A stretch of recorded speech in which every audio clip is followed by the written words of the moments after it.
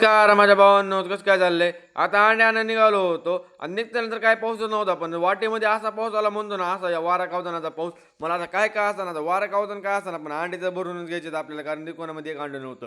हे तो मग तर इथं काय थोडा सुद्धा पाऊस नव्हता, इथं थेंब सुद्धा पडलेला नव्हता. म्हणलं बरं झालं आपल्यासाठी ते लय चांगले, कारण आपल्या पटकीने अंडे भरून घेता येतील आणि आपलं निघून जाता येईल म्हणलं घरी.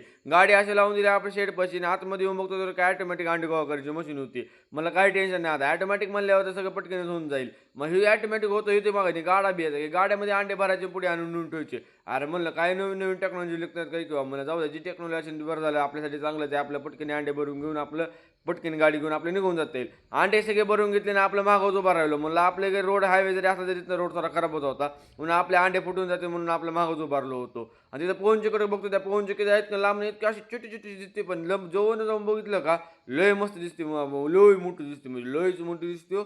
आपलं मस्तपैकी दुकानामध्ये आलो, आतलं वातावरण मस्त होतं ना, म्हणतो लय गरम होत होतं आज. म्हणलं काय खरं नाही काय असतं. आपले अंडे सगळे ते उतरून घेतले होते आणि आता फक्त गिरायकाची वाट बघायची चालू होती. मग मस्तपैकी असं आपली वाट बघत होतो गिरायकाची. आपले गिरायक सगळं झालं होतं, तर मम्मीने मला आता आणायला लावलं होतं सगळं भज्याचं सामान. मम्मीला तर माहिती पाऊस पडला की मला भजे खायला आवडते, म्हणून मम्मीने मला आधी सामान आणून द्यायला लावलं होतं. सगळं आणून दिलं. पटकीने आपल्या एकदम असं उत्साहामध्ये होतं, पटकीने असे दुकान बिकान बंद करून घ्यावं मला. आधी लाईटी सगळ्या बंद करून घेतल्यानंतर शटर बिटर सगळं बंद करून घ्यायचं होतं. जिथं आपले भाजी आपले वाट बघत बसायला लागले म्हणून आपलं सगळं पटकीने सगळं आवरून घेतलं होतं. घरामध्ये येऊन बघतो तर मम्मीने एकदम खतरनाक असे भजे बनवले होते. मला आता ह्याला एक भजा सोडायचा नाही, सगळा भाज्या आपल्याला खाऊन टाकायचा आहे. तर जाऊ द्या, भेटू पुढच्या ब्लॉगमध्ये. धन्यवाद, बाय बाय.